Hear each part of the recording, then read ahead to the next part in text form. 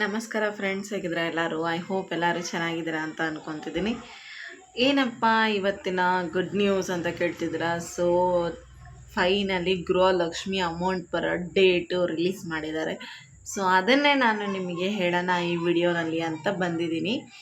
ಏನಪ್ಪ ಯಾವಾಗ ಅಂತ ಹೇಳೋಕ್ಕಿಂತ ಮುಂಚೆ, ಸೊ ನೀವಿನ್ನೂ ಯಾರೆಲ್ಲ ನಮ್ಮ ಚಾನಲ್ನ ಸಬ್ಸ್ಕ್ರೈಬ್ ಮಾಡಿಲ್ಲ, ಪ್ಲೀಸ್ ಹೋಗಿ ಸಬ್ಸ್ಕ್ರೈಬ್ ಮಾಡಿ, ಬೆಲ್ ಐಕನ್ನ ಪ್ರೆಸ್ ಮಾಡಿ. ಆಗ ನೋಟಿಫಿಕೇಷನ್ ನಿಮಗೆ ಫಸ್ಟ್ ಬರುತ್ತೆ, ಆಗ ನೀವೇ ನಮ್ಮ ಫಸ್ಟ್ ವಿಡಿಯೋಸ್ನ ನೋಡ್ಬೋದು.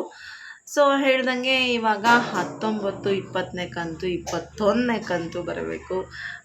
ಎಲ್ಲ ಕಡೆ ಸುದ್ದಿ ನೋಡ್ತಾನೆ ಇದ್ದೀರಾ ನೀವು. 19ನೇ ಕಂತು, 20ನೇ ಕಂತು ಜೊತೆಗೆ ಬರುತ್ತೆ. ಥಂಬ್ನೇಲಲ್ಲೂ ನೋಡಿದ ಪ್ರಕಾರ 19ನೇ ಕಂತು, 20ನೇ ಕಂತು ಜೊತೆಗೆ ಬರುತ್ತೆ. ಮತ್ತು ಪ್ಲಸ್ 1200 ರೂಪಾಯಿ ಅಂತ ಹಾಕಿದ್ದೀನಿ. ಏನಪ್ಪ ಅಂತ ನೋಡೋಣಂತೆ ಬನ್ನಿ ಈ ವಿಡಿಯೋನಲ್ಲಿ. ಫಸ್ಟು ಹೇಳ್ತೀನಿ, ಗೃಹಲಕ್ಷ್ಮಿ ಅಮೌಂಟು ಯಾವಾಗ ಬರುತ್ತೆ ಅಂತ. ಏಪ್ರಿಲಲ್ಲೇ ಬರುತ್ತೆ ಅಂತ ಹೇಳಿದರು. ಸೊ ಏಪ್ರಿಲಲ್ಲಿ ಬರಲಿಲ್ಲ. ಈಗ ಮತ್ತೆ ಮೇಗೆ ಬಂದ್ವಿ.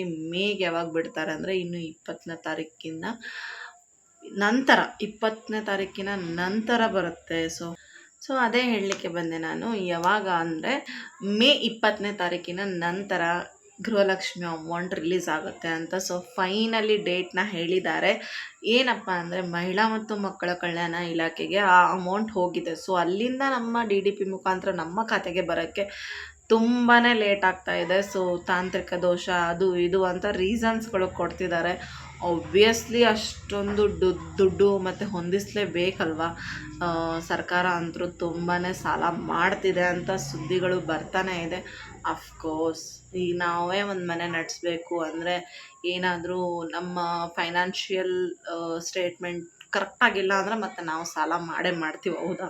ಸೊ ಹಾಗೆ ಆಗಿದೆ ಸರ್ಕಾರದ್ದು. ಸೊ ಅಲ್ಲಿದು ಫೈನಾನ್ಷಿಯಲ್ ಸ್ಟೇಟ್ಮೆಂಟು ಫುಲ್ಲು ಹಿಂಗೆ ಆಗಿದೆ. ಸೊ ಅವರು ಸಾಲ ಮಾಡಲೇಬೇಕಾದಂಥ ಪರಿಸ್ಥಿತಿ.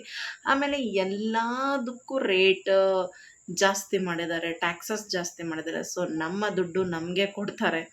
ಆಮೇಲೆ ಅದು ಎಲ್ಲ ಮಿಕ್ಸ್ ಮ್ಯಾಚ್ ಆಗ್ತಾ ಇದೆ, ಏನಂತಲೇ ಗೊತ್ತಾಗ್ತಿಲ್ಲ.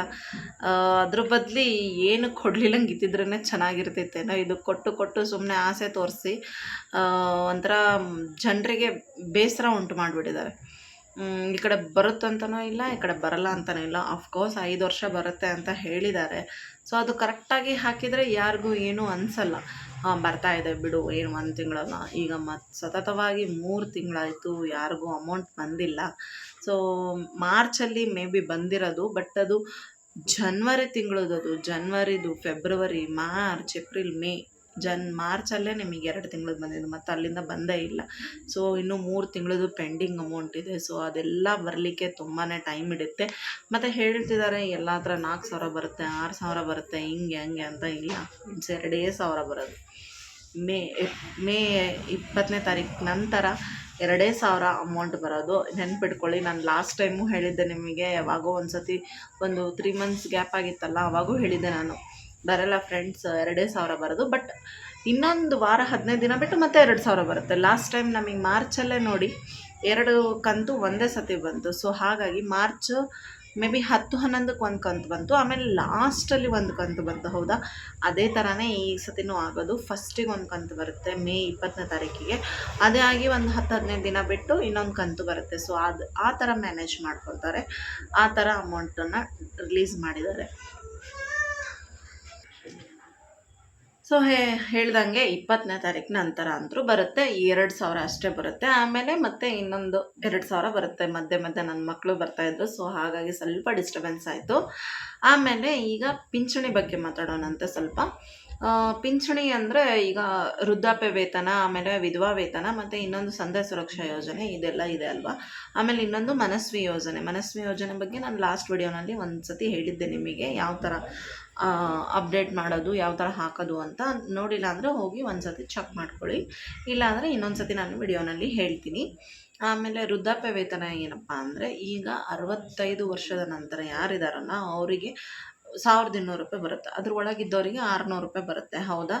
ಸೊ ಅದನ್ನು ಹೋಗಿ ಅಪ್ಡೇಟ್ ಮಾಡ್ಕೊಳ್ಳಿ. ನೀವು ಹೋಗಿ ತಾಲೂಕು ಆಫೀಸಲ್ಲಿ ಹೋಗಿ ಬಯೋಮೆಟ್ರಿಕ್ ಕೊಟ್ಟು ಅಪ್ಡೇಟ್ ಮಾಡಿಕೊಂಡ್ರೆ ನಿಮಗೆ 1,200 ರೂಪಾಯಿ ತಿಂಗಳ ಬರುತ್ತೆ. ಈ ತಿಂಗಳು 10ನೇ ತಾರೀಕು 11ನೇ ತಾರೀಕು ಎಲ್ಲರಿಗೂ ವೃದ್ಧಾಪ್ಯ ವೇತನ ಬಂದಿದೆ. ಸೊ ವೃದ್ಧಾಪ್ಯ ವೇತನ ಅಂತೂ ಯಾವತ್ತೂ ನಿಲ್ಲಿಸಿಲ್ಲ, ಯಾಕಂದರೆ ಎಲ್ಲ ಟೈಮಲ್ಲೂ ಎಲ್ಲ ತಿಂಗಳು ಬಂದಿದೆ, ಅದು ಯಾರಿಗೂ ನಿಲ್ಲಿಸಲ್ಲ. ಯಾಕಂದರೆ ಈ ವಯಸ್ಸಾದವರಿಗೆ ಅದೇ ಒಂದು ಮೆಡಿಸಿನ್ನಿಗೆ ಅದಕ್ಕೆ ಇದಕ್ಕೆ ಹಾಸ್ಪಿಟ್ಲಿಗೆ ತೋರಿಸ್ಕೊಳೋಕ್ಕೆ ಬೇಕಾಗುತ್ತಲ್ವ ಅವರಿಗೆ ಅಮೌಂಟು ಅಂತ. ಸೊ ಅದನ್ನು ಯಾವತ್ತೂ ನಿಲ್ಲಿಸಿಲ್ಲ, ಯಾವ ತಿಂಗಳು ಅದು ಪೆಂಡಿಂಗ್ ಇಲ್ಲ. ಸೊ ಹಾಗಾಗಿ 1200 ರೂಪಾಯಿ ಅಂತೂ ಎಲ್ಲರಿಗೂ ಬರುತ್ತೆ. ಸೊ ಯಾರೆಲ್ಲ 65 ವರ್ಷದ ಮೇಲ್ಗಡೆ ಇದ್ದೀರೋ ಹೋಗಿ ಬಯೋಮೆಟ್ರಿಕ್ ಹೋಗಿ ಮಾಡಿಕೊಂಡು ಅಪ್ಡೇಟ್ ಮಾಡ್ಕೊಳ್ರಿ, 1200 ರೂಪಾಯಿ ನಿಮಗೂ ಬರುತ್ತೆ. ಆಮೇಲೆ ವಿಧವಾ ವೇತನ ಇದೆ ಅಲ್ವಾ, ಸೊ ಜಾಸ್ತಿ ಮಾಡ್ತಾರೆ ಅಂತ ಹೇಳಿದರು, 800 ರೂಪಾಯಿ ಬರ್ತಾಯಿತ್ತು, ಈಗ ಅದು 1200 ರೂಪಾಯಿ 1000 ರೂಪಾಯಿ ಮಾಡ್ತೀನಿ ಅಂತ ಹೇಳ್ತಿದ್ದಾರೆ. ಇನ್ನೂ ಅದು ಮಾಡಿಲ್ಲ, ಮಾಡಿದಾಗ ನಾನು ನಿಮಗೆ ಹೇಳ್ತೀನಿ. ಬಟ್ ಈ 4000 ಈ 1200 ಎಲ್ಲ ಸೇರಿ 5200 ರೂಪಾಯಿ ಬರುತ್ತೆ ಅಂತ ನಾನು ಥಂಬ್ನೇಲ್ನಲ್ಲಿ ಹಾಕಿದ್ದೆ. ಸೊ ನಿಮಗೆ ಕ್ಲಿಯರಿಟಿ ಸಿಕ್ಕಿದೆ ಅಂತ ಅಂದ್ಕೊತೀನಿ. ಬಟ್ 4000 ಬರಲ್ಲ. ಬಟ್ ಈ ತಿಂಗಳಲ್ಲಿ ಮೇ ತಿಂಗಳಲ್ಲೇ ನಿಮಗೆ 2000 ಬಂದರೆ 4000 ಆಗುತ್ತೆ. ಇದು ಒಂದು 1200 ರೂಪಾಯಿ. ಸೊ ಎಲ್ಲ ಸೇರಿ ಅಮೌಂಟು 5200 ರೂಪಾಯಿ ಆಗುತ್ತೆ. ಎಷ್ಟೋ ಜನಕ್ಕೆ ಇದು ತುಂಬಾ ಒಳ್ಳೆಯದಾಗಿದೆ ಅಲ್ವಾ. ಹಾಗಾಗಿ ದಯವಿಟ್ಟು ನಾನು ಸರ್ಕಾರಕ್ಕೆ ಕೇಳ್ಕೊಳೋದೇನೆಂದರೆ, ಗೃಹಲಕ್ಷ್ಮಿ ಅಮೌಂಟು ನಿಲ್ಲಿಸ್ಬೇಡ್ರಿ. ಯುವ ನಿಧಿ ಏನು 3 ತಿಂಗಳಿಗೊಂದ್ಸತಿ 4 ತಿಂಗಳಿಗೊಂದ್ಸತಿ ಹಾಕ್ತಾಯಿದ್ದೀರಾ. ಯುವ ನಿಧಿ ಏನು ಅಷ್ಟು ಯೂಸ್ ಆಗ್ತಾ ಇಲ್ಲ. ಬಟ್ ಫೇಕಾಗಿ ಮಾಡ್ಕೊಂಡವ್ರಿಗೆ ಏನು ಹೇಳೋಕ್ಕೆ ಬರಲ್ಲ. ಯಾರಿಗೆ ನಿರುದ್ಯೋಗಿ ಸಮಸ್ಯೆ ಇದೆಯೋ ಅವರಷ್ಟೇ ಮಾಡ್ಕೊಬೋದು, ಹೌದಾ.